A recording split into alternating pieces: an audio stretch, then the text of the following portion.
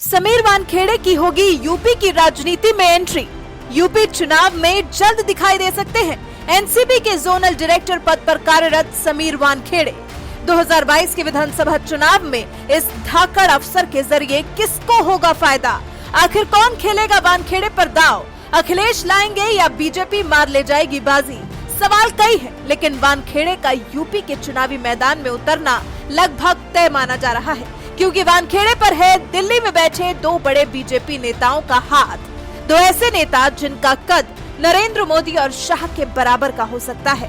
पक्के तौर पर अभी कुछ नहीं कहा जा सकता, लेकिन चर्चाएं तेज है वानखेड़े के यूपी इलेक्शन में कदम रखने की।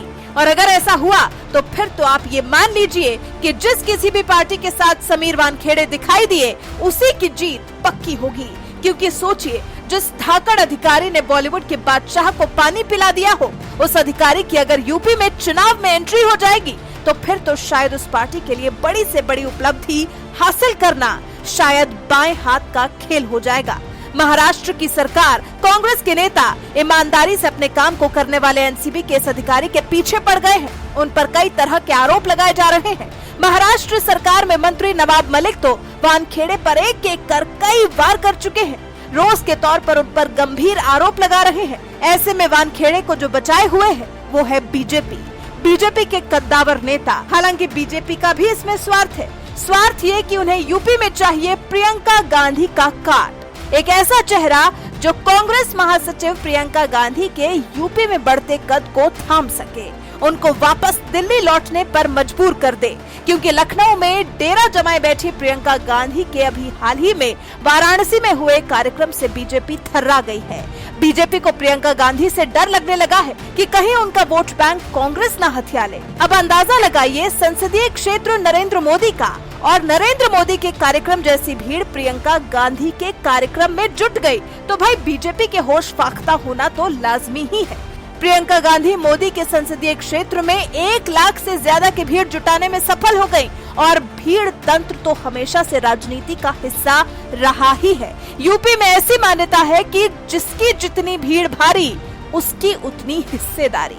बीजेपी ने अब यूपी में कांग्रेस को मात देना अपनी प्रतिष्ठा का विषय बना लिया है। इसलिए कुछ भी करके भारतीय जनता पार्टी के नेता और कार्यकर्ता हर मुमकिन कोशिश कर रहे हैं प्रियंका के कद को नीचा करने की। ऐसे में वानखेड़े को यूपी में एंट्री दिलवाकर इस चुनाव को बीजेपी इस तरह से फतेह करने की जल्द कोशिशें शुरू कर सकती है।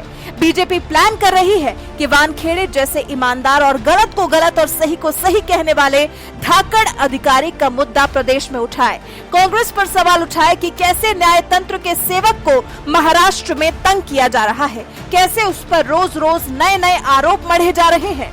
बीजेपी इस मुद्दे को भुनाना चाहती है, यूपी में हर हद तक इस मुद्दे को इस्तेमाल करना चाहती है। आपको बता दें, महाराष्ट्र सरकार में मंत्री नवाब मलिक ने वानखेड़े पर पैसा खाने का आरोप लगाया और जब इन आरोपों से भी बात नहीं बनी तो उनकी निजी जिंदगी में ताक झांक करने लगे। काशिफ खान से भी सीधे संबंध वानखेड़े के बताए हैं। बयान जारी कर काशिफ खान और वानखेड़े की नजदीकियों का उल्लेख किया है, यहाँ तक कि परिवार को भी कटघरे में खड़ा कर दिया है। अब जब वानखेड़े पर महाराष्ट्र सरकार के मंत्री इस तरह से हावी हैं, तो फिर बीजेपी ने प्लान किया है वानखेड़े को संरक्षण देने का और उनका इस्तेमाल यूपी चुनाव में अपने फेवर में करने का। फिलहाल ये खबरें राजनीतिक बाजार में गर्म है। ऐसे में आप क्या सोचते हैं, अगर समीर वानखेड़े की यूपी की सियासत में एंट्री हो गई, अगर बीजेपी उन्हें अपने तरीके से इस्तेमाल कर पाई, तो क्या सपा के पाले से खिसक कर जीत बीजेपी के पाले में जा सकती है? क्या वानखेड़े के दम पर बीजेपी कांग्रेस को मात देने में सफल हो पाएगी? फिलहाल ये खबरें राजनीतिक बाजार में गर्म है। ऐसे में आप क्या सोचते हैं, अगर समीर वानखेड़े की यूपी की सियासत में एंट्री हो गई तो क्या बीजेपी की जीत पक्की हो जाएगी? क्या वानखेड़े के दम पर बीजेपी कांग्रेस को मात देने में सफल हो पाएगी? अपनी राय हमें कमेंट कर जरूर बताएं।